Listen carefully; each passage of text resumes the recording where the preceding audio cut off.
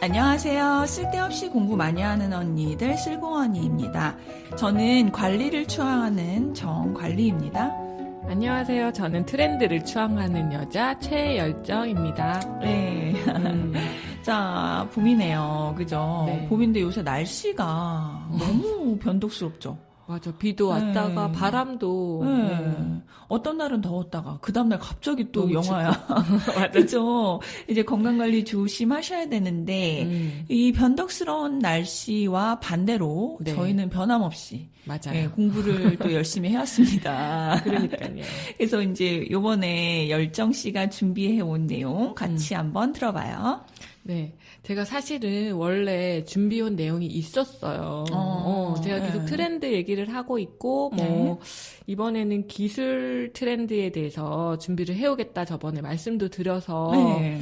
오늘 사실 그거를 하려고 챗 GPT 얘기도 있고, 막 여러 개 준비를 했었거든요. 네. 근데 어젯밤에 급하게 네. 뒤엎었어요. 왜요? 궁금하네. 왜 뒤엎었나? 지난주에 네. 그 실리콘밸리에서 사건이 좀 터졌잖아요. 유명한 사건. 그쵸. 네. 실리콘밸리 뱅크가 파산을 했는데, 지난주에. 맞아요. 이게 하필이면 실리콘밸리 이야기네? 맞아. 나는 그 소식 듣고 올 게 왔구나 싶었어. 그쵸. 그죠? 근데 이게 실리콘밸리 뱅크라서 금융기관 이야기이긴 한데, 네. 사실 그 금융기관의 특성을 좀 이해하면 이 테크 기업들과 또 뗄래야 뗄 수 없는 그런 상황이거든요. 그쵸. 맞아요. 그래서 내가 지금 기술 트렌드를 여러분한테 말씀을 드리고, 이거를, 지금 알아야 된다. 이렇게 얘기하기가 조금은 좀 조심스러운 부분이 있더라고요. 맞아요. 아니, 안 그래도 우리 지난주에 그 얘기 했잖아요. 테크가 몰락할까요? 이런 얘기 했었는데, 이게 또 우연히도. 맞아, 떨어졌어요. 그죠? 이렇게 그러니까. 맞아 떨어지니까. 네네. 그죠? 이 열정 씨의 고민이 많았을 것 같긴 해요. 그래서 제가 오늘은 급하게, 네. 좀 다른 이야기를 좀 해보려고 해요. 그래서 이제 기술 트렌드를 얘기하기 이전에 이 실리콘밸리에서 가장 지금 핫한 소식인 네. 실리콘밸리 뱅크에 대해서 좀 정리를 해볼까 하는데. 되게 좋은 주제예요. 안 그래도 궁금하죠. 그쵸. 그러니까 실리콘밸리 뱅크 이야기가 굉장히 지금 국내 언론에서도 많이 나오고 있는데, 맞아요. 그게 이제 어떻게 보면은 조금 친숙한 레벨로 얘기해 줄 사람이 필요하긴 해요. 그죠? 그걸 또 열정 씨가 해주시길 바라봐요, 제가. 네, 맞아요. 워낙 많은 방송에서 사실 한 3일 동안 많이 다뤘어요, 이 내용을. 네. 근데 이제 제가 조사하고 제가 네. 이해한 아주 쉬운 레벨에서 그쵸? 네. 간략하게 좀 정리를 해드릴까 하는데, 지난 3월 10일에 실리콘밸리 은행이 파산을 했습니다. 이 실리콘밸리 뱅크가 네. 제가 이제 이코노미스트 읽을 때 되게 많이 나왔었거든요. 그래요? 스타트업 붐 시절에 아, 요런 은행이 있다. 이러면서 또 요 은행 관련자들이 기고도 많이 했었어요. 그래요? 네, 그래서 되게 신기한 은행이다 했었는데 또 이런 일이 있네요. 역시 그 미국 뉴스를 보시니까 이 은행명이 친숙하셨는데, 사실 네. 저는 네. 이번에 처음 들어보는 은행이었어요. 뭐야? 이런 은행이 있었어? 막 이러면서 봤거든요. 네. 그래서 이 은행은 이제 미국의 지방은행 정도로 생각을 하면 되고, 네네. 미국 전체 은행 중에서 한 16위 정도의 규모라고 하더라고요. 근데 그 신생 은행인 거에 비해서 되게 네. 16이면 꽤 높은 거예요. 그쵸. 은행이 미국에는 우리나라 몇 개 없지만 엄청 많잖아요. 그쵸. 그 중에 이제 16위 정도의 금융은행이다. 그리고 이게 최근에 엄청 그 성장한 그런 은행이었대요. 그쵸. 실리콘밸리에 돈이 모였을 때. 그쵸. 그죠. 사건의 발단은 사실 3월 9일 이 SVB 은행에 예금이 줄어들면서 네. 보유하고 있던 매도 가능 증권인 국채를 매각하면서 손실이 발생했다라는 뉴스가 나오면서 시작이 됐다고 해요. 요즘은 이 모든 게 속전속결이에요. 그죠? 그러니까요. 옛날에는 뱅크런 하면은 한 일주일에서 열흘까지는 기다려야 되지. 조금 뭔가가 이렇게 사건이 진행되는데 일주일에서 열흘이 걸렸어. 그쵸. 근데 요새는 하루 만에 끝나. 하루 만에 끝났어요, 지금. 이런 악재 뉴스가 보도가 오전에 되다 보니까 네. 안 그래도 사실 지금 실리콘밸리 기업들이 상황이 좋지는 않잖아요. 그쵸. 지금 이 거시경제 네. 흐름 속에서. 맞아요. 그래서 예금을 계속 인출을 하고 있었던 상황인데 예금이 줄어들고 있는 그런 상황인데 네. 이런 악재 뉴스를 보고 불안한 마음에 뱅크런까지 발생이 되면서 결국은 주가가 폭락을 하고 파산을 할 수밖에 없었다고 하더라고요. 아유, 그렇구나. 자, 그러면 파산의 궁극적인 원인이 국채를 매각해서 손실, 결국 손해를 봐서 이런 건가요? 보통은 은행이 돈 갚을 능력이 없는 사람한테 돈을 빌려주면서 돈을 떼이면서 이제 은행이 망하는 건데 그쵸. 그 대표적인 케이스가 리만 브라더스 사태. 맞아요. 그죠? 근데 이게 이번엔 달랐다는 거잖아요. 그렇죠. 이번 SVB의 파산은 조금 특수한 상황을 좀 이해를 해야 한다고 하더라고요. 아, 그래요? 국채와 연관이 조금 있고 네. 이상하다. 국채는 안전자산이라고 그러니까. 대부분 생각하고 생각하고 있는데. 그죠? 네. 요번 이 파산의 원인을 좀 이해를 하려면 이 SVB 은행의 독특한 구조 요거를 좀 이해를 먼저 해야 한다고 하더라고요. 아. 실리콘밸리 은행 이름에서도 알 수 있듯이 이게 네. 스타트업들의 은행 실리콘밸리에 있는 스타트업들의 은행으로 급성장한 그런 은행이라고 해요. 그러니까 우리나라식으로 말하면 좀 다르긴 하지만 뭐 중소기업 은행 같은 느낌, 그렇지. 그죠? 기업은행. 예, 목적이 이제 곧 우리나라는 중소기업을 도와주는 게 목적이듯이 그쵸. 이 실리콘밸리 뱅크는 실리콘밸리의 스타트업들을 도와주는 거였죠. 그죠? 그러니까 이 SVB 은행이 실리콘밸리의 스타트업들이 주요 고객이고 네. 그렇다 보니까 지금 이 상황까지 왔다 이렇게 되는 건데 그래요? 이게 무슨 말이냐면 스타트업들은 네. 시작을 할 때 보통 네. 자금 조달을 뭐로 하죠? 펀딩으로 하잖아요. 그죠? 누군가가 도와주죠. 그러니까 네. 막 벤처 투 캐피털이들 이런 데서 네. 뭐 1차, 2차, 3차까지 해서 돈을 현금을 모아서 그죠? 자금을 투자자로부터 끌어모으죠. 그걸 그래서 펀딩이라고 하고. 현금을 그냥 딱 주잖아요. 예. 이걸로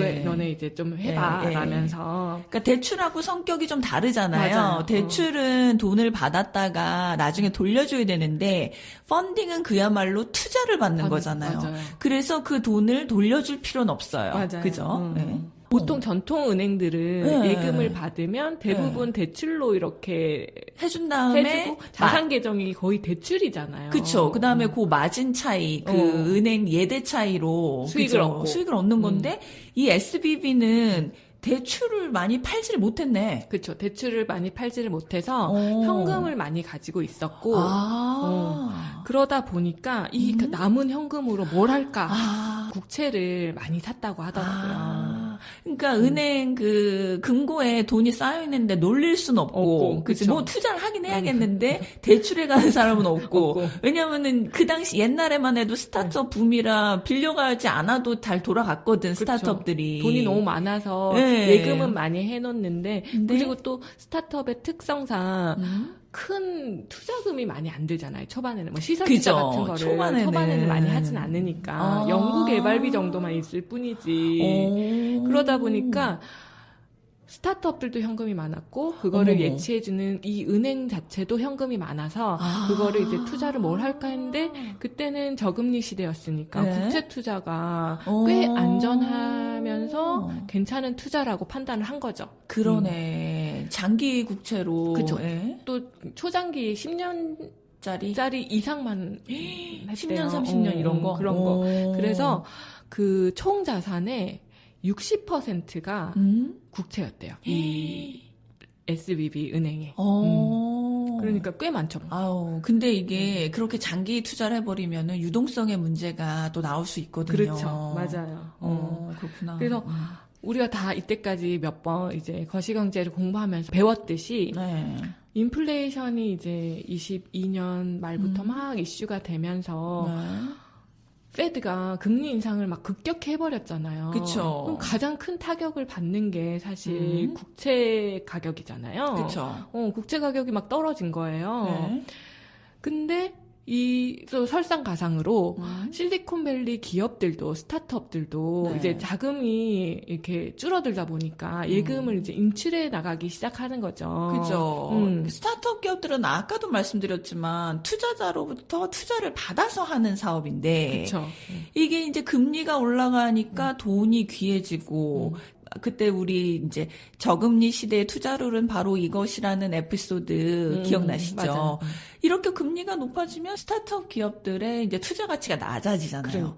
그러니까 돈을 다 투자자들이 이제 더 이상 돈을 투자하지 않았던 거야. 그렇죠. 그래서 스타트업들이 현금이 많이 필요해진 거지. 그렇죠. 그러니까 인출을 해가는 그래서 거지. 인출을 해가는 거였고. 그러니까 이 SVB 입장에서는 인출을 계속 해줘야 되는데 보유하고 있던 현금은 있었을 거 아니에요. 그게 이제 바닥이 나다 보니까 자산 중에 매도 가능 증권으로 분류된 국채부터 팔기 시작을 한 거죠.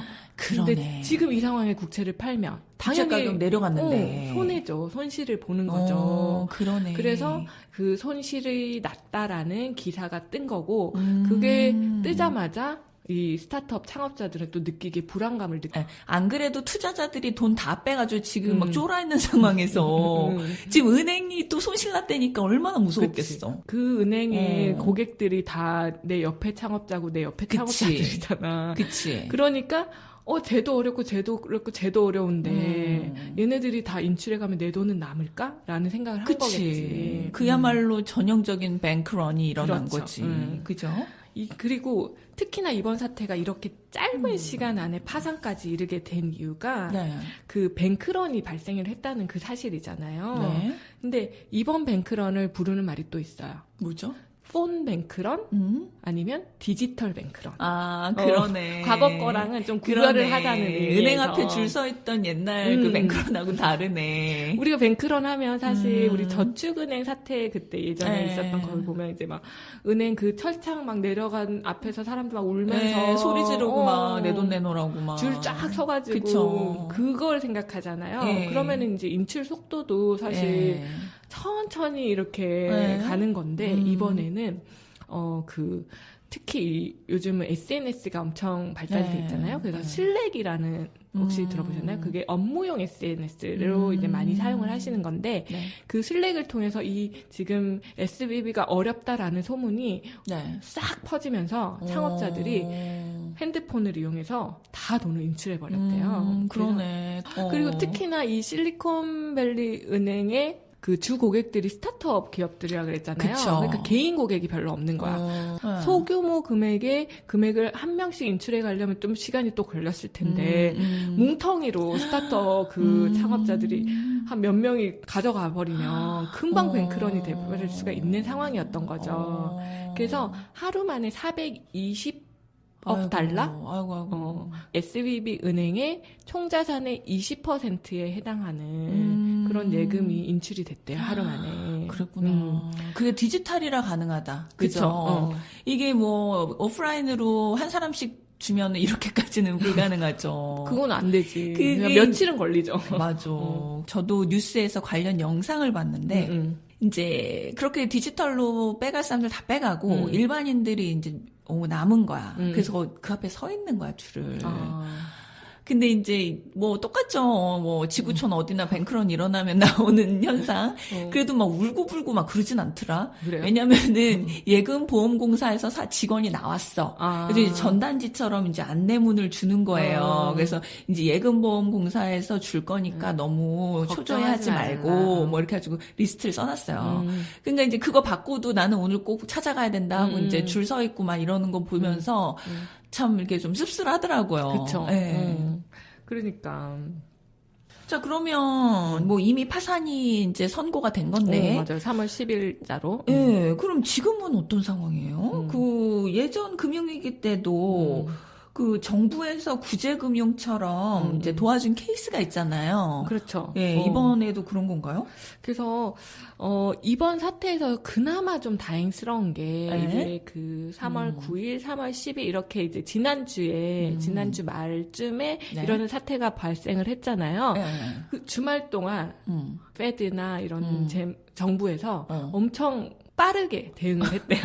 파월 아저씨 또 주무시다 나온 거 아니에요? 그랬겠죠. 그래서 이 정부가 두 가지 대응책을 내놨어요. 뭘까요? 그 얘기한 대로 네. 그 예금자 보호법이 있잖아요. 우리나라도 네. 있고. 그죠. 사실, 우리나라 아직도 5천만 원인가요? 아직 5천만 원이에요. 변하질 않아. 그치. 아니, 이게 물가도 올랐는데 좀 올려줘야 되는 거 아니야? 그쵸. 근데 뭐 그런 네. 얘기는 있더라고요. 우리나라 같은 경우에는 네. 예금의 거의 뭐 95%? 뭐 하여튼 90% 네. 이상이 네. 5천만 원 이하의 예금이 많대요. 그래요? 그래서 뭐 아직 그렇게 요구사항이 크진 않다. 뭐 이렇게 생각하는 것 같고 한데 어쨌든 미국은 우리나라보다 금액이 훨씬 커요. 네. 그래서 근데 이 예금자 보호 한도가 미국도 있기는 하거든요. 네. 근데 이거랑 상관없이 모든 예금자들이 돈을 인출할 수 있게끔 정부에서 지원하겠다. 그럼 이게 그러니까 예외 사항을 두고 도와주는 건가요? 그렇죠. 이 지금 이 파산한 SVB 은행의 경우에는 한도에 상관없이 정부에서 예금을 인출할 수 있도록 하겠다라고 일단 발표를 했고요. 지금 굉장히 경제가 아슬아슬하게 위험한 상황이라 그쵸. 이거를 안 막아주면 진짜 큰 불로 퍼질까봐 그런 거 같다. 맞아요. 지금 이 은행만 그럴 거는 아니잖아요. 그쵸. 사실. 네. 그리고 이 은행들이 실리콘밸리에 있는 이 은행들이 이렇게 어려움을 겪고 정부에서 지원이 없으면 또 타격을 입는 2차 산업이 있잖아요. 지금 그치. 테크 기업들. 그쵸. 그러니까 정부에서 발빠르게 대응을 할 수밖에 없었던 것 같아요. 그러네요.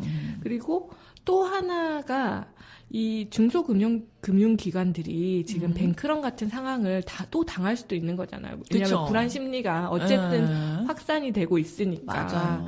그러니까 국채를 싸게 팔아야 하는 경우 손실이 크게 발생할 수도 있다. 그러니 미국 정부가 이 국채를 담보로 샀고 돈을 빌려주겠다고 했어요. 그러니까 지금 시가는 엄청 지금 싸겠죠. 그러니까 네. 액면가 그대로 담보물로 이 국채를 제공을 하면 미국 정부에 우리가 니네 은행들한테 돈을 빌려줄게. 그걸로 뱅크런 같은 사태를 막아라. 라는 그런 지원책도 발표를 했다고 해요. 참 이런 지원책이 나올 때마다 씁쓸한 게 이게 양날의 검인 게 이게 이제 위험하니까 정부에서 도와주긴 해야 되는데 맞아요. 이게 이제 도덕적 해이가 생길까봐 그죠? 그러면 이제 부실한 은행들이 다 이제 마음대로 이제 부실 경영을 하는 또 상황이 나올 수도 있는 거지. 이번 기회에 우리 다 같이 털자. 그러니까 그게 지금도 2008년 금융위기 때 지금도 사람들이 뭐라고 하잖아요. 나라에서 다 구해줬다. 부자만 구해줬다. 맞아요. 그러니까 그게 이제 뭐가 정답인지는 알 수 없으나 그 상황에서 또 안 구해줄 수도 없는데. 맞아요. 안 그러면 진짜 다 같이 망하자. 다 그죠? 같이 죽자가 다 될 수 같이 있으니까. 그냥 물에 가라앉는 거니까. 맞아요. 그래서 이 은행의 규제를 좀 강화하고 관리 감독을 잘해야 되는데 이 이제 SVB 같은 경우에 아무래도 이제 근래 만들어졌고 특수 목적이니까 조금 관리가 소홀하지 않았을까라는 좀 생각도 들어요. 맞아요. 네. 이게 사실 그 재무제표를 좀 보면 사람들이 이렇게 구조로 운영을 했나 싶은 그런 의구심들이 드는 부분이 좀 있대요.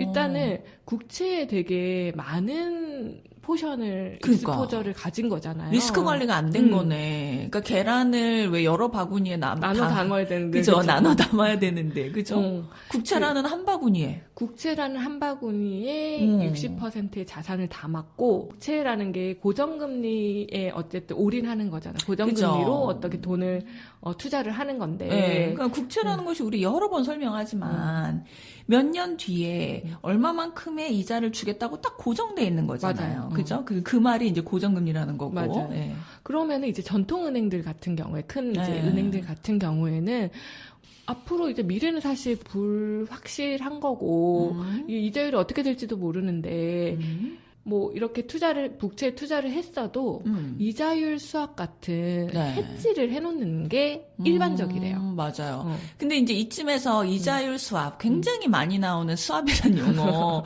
조금 어려우실 수 있거든요. 맞아요. 한번 설명 한번 듣고 지나갈게요. 그러니까 네. 그 고정금리로 우리가 투자를 하다 보니까 나중에 이게 금리가 뭐 변동이 됐을 때 이 변동금리로 전환할 수 있는 그런 어떤 그런 액세서리처럼 보험같이 이렇게 추가로 맞아요. 장치를 해놓는 거지. 사놓지, 안전장치를. 걸어놓지. 근데 그런 장치가 이번 SVB 은행에는 없었다라고 왜 없지? 하더라고요. 그 약간 기본 아닌가? 그러니까 이런 그 은행을 지금 이제 정부에서 도와주겠다고 일단 파산이 됐으니까 도와주겠다고 하는 건데 이게 말씀하신 도덕적 해이와 이제 연결이 될 수 있다는 거죠. 그렇죠. 그러니까 수합을 걸으려면 그것도 비용이 필요해요. 그잖아 사는 거잖아요. 맞아요. 그러니까 고비용 아껴보겠다고. 그죠? 그러니까 소화기 안 사놓고 불나는 꼴이지. 그치. 소화기 산 돈 아깝다고. 그러니까. 그러네. 그래서 지금 그게 좀 약간 문제가 될 수는 있기는 한데 어쨌든 지금 이 파산 상태에서는 어쨌든 예금자도 보호해야 되고 이게 다른 금융기관으로 전이가 되는 것도 막아야 되고 그렇기 때문에 뭐 정부에서도 빨리 진화하는 게 낫다고 판단을 하는 것 같아요. 나라가 커서 그런가? 왜 이렇게 금융기관을 왜 이렇게 철저하게 감독을 안 해? 그러니까. 맞아요. 워낙 많대요, 미국은. 맞아. 은행이. 돈도 많으니까 은행도 많아요. 은행도 많다고 하더라고요. 자, 그러면 이번 SVB 사태로 이 위기가 금융, 전 세계 글로벌 금융 위기까지 퍼질 수 있는 건가요? 그러니까 보통은 은행들이 이렇게 파산을 연달아서 일어나면 그게 금융 위기의 어떤 시발점? 그렇잖아요. 되잖아요. 리먼 브라더스 때처럼. 그러니까 그쵸? 하나 무섭네. 파산하고 나면은 계속 나는 건데 그 전문가들의 의견에 따르면 이 SVB 은행은 좀 전통 은행이랑 지금 앞에서도 살펴봤듯이 굉장히 특성이 좀 다르잖아요. 네. 그렇기도 하고 미국 정부에서 발빠르게 대응을 하고 있고 그래서 이번 사태가 금융위기까지 전이가 되기는 좀 어렵지 않을까라는 게 대부분의 전망인 것 같더라고요. 아, 다행이다. 근데 제가 듣기에도 리만 사태 때하고는 좀 달라요. 보니까. 예, 왜냐면, 일단, 사건의 원인의 그 문제의 어떤 난이도라 그래야 돼? 되게 단순해. 보니까. 그냥 국채 하나야. 맞아요. 그죠? 근데 리만 때는 굉장히 많은 상품이 얽혀 있었고. 파생 상품이 막. 예. 이해도 안 될 만큼 설명을 들어도 모를 만큼. 그리고 그 모든 이제 이렇게 연세 돼서 이제 많은 게 연결돼 있었는데, 맞아요. 여긴 보니까 조금 연결된 게 적네. 그리고 되게 그 실리콘밸리라는 어떤 지역 특성에 굉장히 맞춰져 있는 특화돼 있는 은행이고 약간 파장이 실리콘밸리에 국한될 수도 있겠다. 지금 이 불을 끄면. 근데 또 여기서 중요한 거는 실리콘밸리에 특화돼 있기 때문에 테크 기업들한테는 뭔가 그리고 특히나 스타트업들한테는 영향이 있을 수도 있겠다라는 생각이 저는 들더라고요. 그래서 우리 그때 왜 지난 시간 에피소드에서도 얘기했지만 금리 올라가면은 그때부터 제일 먼저 빼는 데가 스타트업에서 맞아요. 돈을 빼잖아요. 그게 너무나 이게 여실하게 딱 그 실내로 나타나네. 맞아요. 그죠? 우리가 지금까지 공부했던 거시경제 공부가 함축돼서 여기서 사건이 딱 발생했다는 느낌이 저도 들더라고요. 종합적인 예야. 종합적인 그러니까 이게 진짜 소름이 돋는 게 그 저금리 시대 투자를 그 에피소드 들으시면 느끼실 텐데 예견할 수 있는 상황이었어. 맞아요. 그죠? 와, 소름 돋는다, 진짜. 그러니까요. 그리고 지금 약간 그 SVB 은행이 파산한 뒤에 시그니처 은행도 파산을 했어요. 이 시그니처 은행은 좀 또 암호화폐 그러니까 이게 결제 완전 공식대로 들어맞네. 그러니까 이게 돈이 빠질 곳에서 다 빠지고 있는 거야. 그러니까요. 수순이야, 수순. 근데 이게 이제 너무나 급격하게 이게 오니까 이제 투자자들 논란인 거지. 그지. 그래서 요것도 좀 시그니처 은행도 되게 암호화폐 쪽으로 이렇게 아예 딱 특정 분야고 이 SVB도 사실 특정 분야고 그래서 이게 전체 금융 위기로까지는 갈까라는 이런 의구심이 좀 들기는 하는데 또 지금 상황에서는 SBB 은행이랑 비슷한 규모와 비슷한 형태의 퍼스트 리퍼블릭이라는 은행도 위험하다. 이런 소문들이 약간씩 돌고는 있어서 사실 뱅크런이 어느 순간 또 발생을 하면 그 순식간에 또 금융회사 하나 파산하는 거는 어려운 일은 아닌 것 같아요. 근데 사실 우리 지난 시간에 미국 국가 채무 얘기했었잖아요. 맞아요. 결국 그게 채권 얘기인데 지금 채권 간당간당 하잖아요. 그렇잖아요. 지금 안 그래도 채권 위기인데 맞아요. 이거랑 맞물려서 이제 위험하긴 하다. 왜냐하면은 이제 요게 국회에서 승인을 잘 내주고 어떻게 이제 하냐에 따라 다른데 진짜 미국 이 국채 한도가 이제 한도에 찼고 이거 만약에 디폴트 나면 국채 가격 땅바닥을 칠 텐데 그러면 진짜 큰일이 발생하는 그러니까 거죠. 큰일이 나는 거예요. 왜냐하면 지금 이런 보니까 SBB도 지금 국채 너무 많이 가지고 있었던 거잖아요. 맞아요. 그러면 자, 이 작은 소규모의 은행들 자기네가 재주가 없잖아. 돈 굴리는 재주가. 그러니까 국채에 많이 투자한단 말이야. 불안하니까. 위험한 상품 굴릴 줄 그렇죠. 모르거든. 그래서 지금 SBB도 이게 이렇게 된 건데 맞아요. 그럼 국채 많은데 지금 디폴트 나면 큰일 나는 거다. 그쵸. 그죠? 국채 가격이 더 떨어지겠죠. 더 떨어지면 미국 진짜 신용도도 하락할 거고 그러면 국채 가격 더 떨어지고, 떨어지고. 그러면 채를 많이 보유한 네. 중소금융기관의 재무제표도 망가지는 거지. 그죠. 그래서 이번 기회라고 하기는 좀 그런데 이번 이 사태를 통해서 사실 이 금융기관들도 어느 정도 구조조정이 되는 거다라고도 보는 것 같더라고요. 이게 금융위기까지는 아니지만 그래도 이렇게 허약 체질의 어떤 금융기관들이나 어떤 투자를 잘못한 금융기관들은 구조조정이 좀 되고 그거를 또 미국 정부에서 바랄 수도 있고 그렇잖아요. 그러면 이제 연쇄적으로 테크 기업들까지 영향이 가기는 하겠죠. 테크 기업들 중에서도 사실 허약 체질이거나 어떻게 테크 기업부터 갈 거예요, 진짜. 왜냐면 이게 정말 열정 씨 말씀대로 허약 체질인 기업들이 되게 많은 게 그냥 무조건 메타 붙이고 무조건 비트코인 붙이고 막 이래가지고 기술도 없으면서 그러니까. 어렵게 말하면 투자자들이 못 알아듣잖아요. 되게 이렇게 예쁘게 꾸며가지고 막 화려하게 꾸며가지고 언변 있는 사람이 좀 그런 식으로 과장해서 하는 기업들도 되게 많거든요. 아니, 그 사기꾼이 되지 않을 그 어떤 기술이 있다고 하더라도 이게 계속해서 수혈을 해주지 못하면 어느 순간에는 맞아요. 성공을 못할 수도 있는 거잖아요. 맞아요. 그러니까 그런 어떤 리스크를 안고 투자를 해주기에는 지금은 약간 돈도 다 말랐고. 그치. 돈이 씨가 말랐다. 씨가 말랐고. 그러니까 테크 기업들한테는 분명 지금이 굉장히 어려운 시기인 건 분명한 것 같아요. 그쵸. 아유, 좀 그러네. 완전 겨울, 혹한기. 그 예상한 거였지만 빨리 온다. 그러니까 그죠? 이게 예. 예상을 했고 우리가 준비를 해야 된다라고는 예. 했지만 이게 딱 현실로 이게 맞닥뜨려지니까 저도 좀 놀랍기는 하더라고요. 지금 이제 제가 사실 처음 준비한 게 이제 기술 트렌드였잖아요. 네. 그래서 2023년 네. 우리의 기술 트렌드는 뭐가 있을까 우리가 주목해야 되는 그거를 말씀을 드리려고 제가 준비를 해왔는데 네. 지금 이걸 말씀을 드리는 게 맞나? 근데 이거는 이제 이 이야기는 이제 일부 어떤 펀더멘탈이 튼튼하지 못한 스타트업들의 이야기고. 맞아요. 그죠? 솔직히 지금 대형 기술 기업들은 지금도 잘 나가잖아요. 그쵸. 챗 GPT 나와가지고 네. 지금 오픈 AI는 올해 새로운 어떤 인공지능 또 발표하겠다고 했죠. 그리고 맞아요.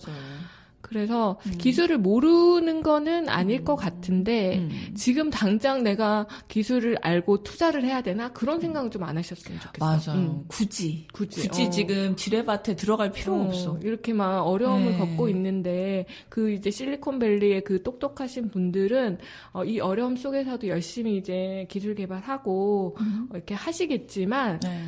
우리가 거기에 같이 투자를 해볼까라는 생각은 조금 미뤄두시고, 우리도 지금 이제 어떤 기술이 있나, 어떤 기술들이 주목을 받나 정도만 이해를 하고, 좀 공부를 하고 준비하는 게 낫지 않을까 싶은데요. 맞아요. 그래도 간단하게 우리가, 네.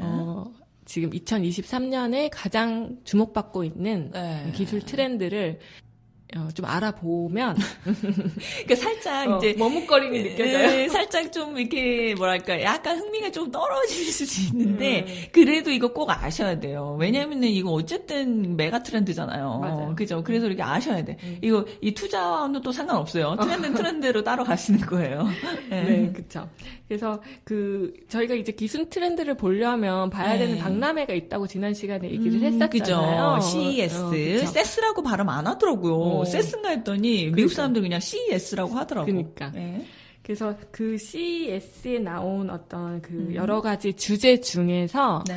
하나만 제가 꼽아왔어요. 그게 바로 이제 웹3와 메타버스라는 주제인데 네. 뭐 다양하게 뭐 미래 모빌리티도 나오고 지속 가능성에 대한 이야기도 나오고 많이 나왔지만 네. 제가 느꼈을 때는 이게 제일 그래도 우리가 모르고 있고 앞으로 이제 인터넷이 나갈 방향이다라는 네. 생각이 들어서 설명을 네. 좀 드리려고 하고요. 네. 왜 우리가 처음 신수다라고 막 우리 쓸공원님 추억의 이전 버전 신수다. 추억의 신수다. 이전 버전에서 처음 시작했을 때 네. 제일 먼저 했던 주제가 기억나시죠? 메타버스. 그쵸, 네. 그거였잖아요. 그래서 그때만 해도 메타버스는 정말 핫한 아이템이었어요.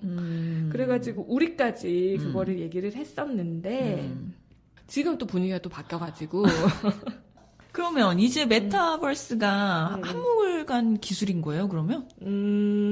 그거는 좀 아닌 것 같아요. 제가 이제 여전히 온고잉이다. 온고잉이다. 그게 이번 CES에서도 많은 이제 그 부스에서 네. 메타버스에 대해서 소개를 했다고 하더라고요. 그래서 이 많은 전문가들이 메타버스를 앞으로 미래 인터넷의 어떤 다음 단계다. 라고 설명을 하는데 지금 우리가 쓰는 인터넷은 네. 이제 www 치고 들어가서 웹브라우저로 이용하는 그러니까 어떻게 보면 2D지, 2D. 평면. 네. 평면으로 그렇게 네. 이제 이용을 하고 있는 거잖아요. 네. 그 네모난 그 컴퓨터 화면에 갇혀서. 네.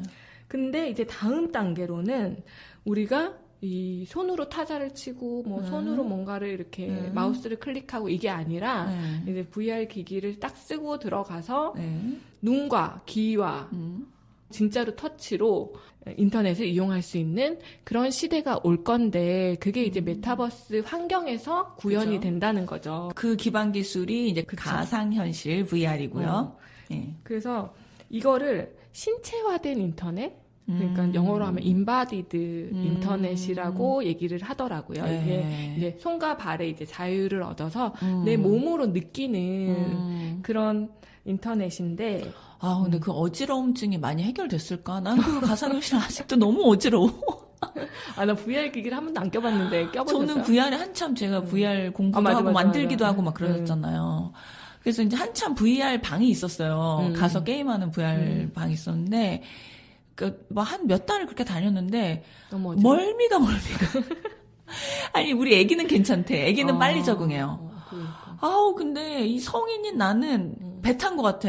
그래가지고 난 이게 과연 세상에 어린 사람만 있는 게 아닌데, 과연 실용화 될 수 있을 것인가. 난 지금도 의문이야. 그러니까 내가 볼 땐, 나 이제 저 세상 가고, 이렇게 우리 다음 세대나 이게 익숙할까. 아우, 정말 이 멀미가 너무 심해. 근데 이게 저는 이제 이걸 공부하면서 든 생각이 이 진화론적 언니가 좋아하는 진화론적인 측면에서 생각을 해보면 네. 우리는 지금 손으로 모든 걸 하잖아요. 그쵸. 근데 이 손의 자유를 얻는 거잖아. 네. 어떻게 보면 인터넷 다음 단계는 네. 우리가 눈, 귀, 입으로 다 이렇게 느낄 수 있으니까 이 유인원이 직립보행 하면서 했듯이. 이렇게 인류가 발전했듯이 네. 우리가 이 손의 자유를 얻은과 동시에 네. 뭐 더 큰 어떤 무한한 가능성이 있지 않을까? 적응하는 사람들이 나오겠지 뭐. 적응을 하는 사람들에게는 더 큰 이제 가능성이 있는 거고, 인류가 그쪽으로 이제 발전을 해나가는 게 아닐까. 그래서 우리에겐 손의 자유가 엄청 중요한 일이구나. 이런 생각을. 근데 이제 진화가 사실 단위가 만년 이상의 단위로 일어나는데. 맞아요. 그죠? 지금 당장 있을 일은 아니야. 맞아요. 아, 재밌네. 예. 어쨌든 그래도, 어쨌든 발전한다는 건, 그죠? 좋은 거니까요. 그래서 메타버스가 그런 이제 다음 단계 인터넷 환경이다. 뭐 이렇게 설명을 하고 있고요. 그래서 이 다음 단계 인터넷을 웹3라고도 부르는데, 웹3. 웹3는 이제 토큰이나 가상화폐, 스마트 계약과 같은 블록체인 기술을 활용한 탈중앙화된 인터넷 기술. 이라고 이렇게 얘기를 하더라고요. 탈중앙화. 저도 이제 이게 잘 모르니까 막 이제 공부를 하면서 책도 읽고 신랑한테도 물어보고 했어요. 그러니까 이제까지 중앙에 서버를 두고 거기서 다 뭘 끌어다 썼다면 지금은 이제 모든 게 공유하는 거야, 그 정보를. 중앙에 있는 게 아니라. 그렇죠. 그러니까 예를 들어서 뭐 그런 거예요. 그러니까 너랑 나랑 일기장 공유하자. 너랑 나랑 가계부 공유하자. 맞아.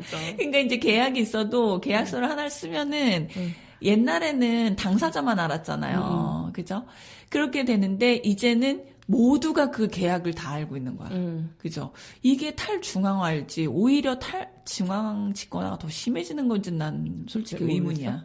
그죠? 근데 그거는 있잖아요. 약간 지금은 사실 지금 웹2의 인터넷 세상에서는 플랫폼의 영향력이 엄청 크잖아요. 그죠? 근데 이게 탈중앙화되면 플랫폼 같이 거대 기업이 우리의 개인 정보나 뭐 그런 이제 서비스들을 독점할 수 있는 기회는 확실히 좀 줄어들 수 있다. 그쵸. 근데 사실 몰라요. 이 탈중앙화도 그쪽에서 어떻게 할지는 그거까지는 잘 모르겠지만 어쨌든 사상은 중앙 집권화된 플랫폼들의 어떤 힘이 좀 약해진다. 힘을 약하게 만드는 게 맞다라고 지금 보는 게 CES의 입장? 웹3의 입장. 웹3의 입장인 거죠. 뭔지는 알겠네요. 그래서 그 뭐 개인정보 문제라든가 그들이 이제 어떻게 보면 우리도 팟캐스트를 하고 있지만, 팟캐스트 그 플랫폼에 종속된 일개미들이잖아요. 근데 우리한테 좀 더 권력이 오는 게 맞지 않나? 라는 어떤 사상에서 시작한 그런 개념이다. 맞아요. 라고 보는 거죠. 취지는 좋은 취지예요. 그쵸? 맞아요. 뭐든지 이제 이걸 악용하지 않고, 그죠? 이제 좋은 방향으로 발전시켜 나가는 게 중요하겠죠. 그래서 그 웹3를 이제 진짜 구현하기 위한 기술로 이제 블록체인 기술이 뒷받침이 돼야 된다라는 게 이제 뭐 트렌드다라고 보시면 될 것 같아요. 그래서 사실 저도 문과 언니다 보니까 이 뭐 웹3, 메타버스, 블록체인 막 나오니까 이해가 좀 잘 안 되더라고요. 그래서 제 스스로 좀 쉽게 상상을 좀 해봤어요. 이게 맞는지는 모르겠어요. 나의 상상이에요. 그래서 이제 VR 기기를 딱 끼고 인터넷에 접속을 하는 거죠. 그러면은 이제 가상현실이 쫙 펼쳐질 거 아니에요. 그러면 저기서 이제 AI 비서가 나에게 다가와. 나만의 비서야. 얘가 다가오면 이제 지금은 막 타자를 쳐서 뭐 날씨도 검색하고 뭐 가는 길도 막 검색하는데 얘한테 이제 내가 말로 명령을 내리는 거죠. 오늘 날씨는 어때? 뭐 오늘 내 약속은 어디야? 거기까지 가는 뭐 자율주행 뭐 차 좀 예약해줘. 뭐 이렇게 지시를 내리면 걔가 다 해주는 거야. 편하겠다. 그러니까 입으로 다 하는 거고 우리 비서가 한 일은 내가 귀로 듣는 거죠. 그러면서 인터넷을 활용을 하는 거고 그 근간에 이제 뭐 결제도 해야 되고 인증도 나임을 인증도 해야 되잖아요. 그런 이제 그런 기술들이 블록체인 기술로 이제 탈중앙화된 어떤 기술로 인증이나 결제 서비스가 이루어지는. 그쵸. 거기에 또 AI도 빠질 수가 없겠죠. 그러니까 AI 비서가 왔으니까. 그러니까 그쵸. 메타버스, AI, 뭐 블록체인 이 모든 기술들이 융합되면서 내가 쓰는 그런 인터넷이 이렇게 발전하지 않을까라는 그냥 진짜 개인적인 상상. 충분히 뭐 일리가 있는 상상이죠. 괜찮죠? 그리고 좀 괜찮을 것 같잖아요. 그런 인터넷을 사용한다면. 편하겠죠. 편하겠죠. 지금보다는 훨씬. 그런 상상을 제가 해봤다는 거. 너무 이렇게 제 스스로 발전하지 않았나요? 문과 언니가. 이런 상상을 할 수 있다는 거. 이 문과 언니의 이 이과화? 놀라운 발전. 놀라운 발전? 박수를 드립니다. 그래서 이제 좀 지금 실리콘밸리 상황이 좀 암울한 상황이지만 그래도 이렇게 앞으로 우리가 나아가는 그런 방향성은 이제 기술이 계속 발전해 가는 방향일 테니 우리도 좀 뭐 기대도 하면서 공부도 좀 하면서 그렇게 좀 시간을 보내야 되지 않을까라는 생각을 해봤고요. 그러니까 지금 당장 이 경기 침체에 이 실리콘밸리가 이렇게 어려운 시기에 투자라는 진짜 말은 전혀 아니잖아요, 우리는. 그죠. 그건 진짜 맞아요. 아셔야 될 것 같아요. 네, 맞아요. 뭐 웹3가 트렌드니까 그 회사를 찾아서 막 내가 투자를 해야 돼? 그건 절대 그건 아니에요. 아니에요. 정말 장기적 관점의 트렌드이기 때문에. 맞아요. 그죠. 그래서 그렇게 생각하시고 저희와 같이 공부를 해주시면 좋을 것 같고요. 기술 트렌드는 이렇게 간단하게 소개를 마치고 혹시나 나중에 좀 다시 실리콘밸리 홍풍이 좀 돌고 또 여러분이 관심을 가져주시면 또 다른 기술 트렌드들도 제가 신문물들도 공부를 해서 네. 또 소개하는 기회가 있었으면 좋겠네요. 네, 기대해 보겠습니다. 네. 그러니까 사실 실리콘밸리는 뭐 이제 스타트업 때 워낙 열풍이 불어서 그렇지 그냥 항상 그 자리에 꾸준히 잘하고 있던 사람들이에요. 맞아요. 근데 이제 스타트업 열풍 때 너무 광풍이 불었던 거지. 맞아. 그죠? 그래서 이제 뭐 거기가 뭐 하루아침에 망해가지고 막 잘못되고 그러진 않을 거예요. 근데 그 이제 고 은행이 조금 잘못이 있었던 거지. 그리고 살아남는 네. 그 스타트업들은 진짜 이제 더 강한 옥석이지. 애들이지. 옥석들. 그러니까 완전 센 애들이지. 그러니까요. 네, 참 이런 역사의 흐름, 경제의 흐름 이제 살펴보는 게 이제 재밌네요. 좀 예전에는 제가 공부가 안 돼 있던 시절. 모르고 소식을 접하니까 너무 무섭고 두렵고 그랬거든요. 근데 요즘에는 좀 느긋하게 보여요. 맞아. 네, 공부를 하고 보니까 맞아요. 이런 일이 올 거였지. 맞아, 뭐 맞아. 앞으로는 이렇게 되겠네. 약간은 인사이트가 생기더라고요. 그러니까요. 우리 쓸공님들도 이런 느낌 받고 계셨으면 좋겠어요. 맞아요. 그죠? 저희가 이해하는 만큼 우리 쓸공님들도 다 이해하셨을 거예요. 네. 오히려 이제 더 많이 하시는 분도 계실 테고. 그렇죠. 자, 오늘 열정 씨 덕분에 실리콘밸리에서 일어나고 있는 다양한 소식 알게 돼서 너무 좋은 시간이었고요. 자, 이 실리콘밸리에 관해서 또 제가 드릴 말씀이 또 있어요. 그래서 다음 시간도 기대해 주셨으면 좋겠어요. 네, 알겠습니다. 요거는 이제 경제 구역 관련해서 말씀드릴 건데, 네. 자, 다음 시간에 또 열심히 우리가 공부해 올 테니까요. 실공님들 건강히 지내시고 다음 주에 꼭 봬요. 다 같이 실공합시다.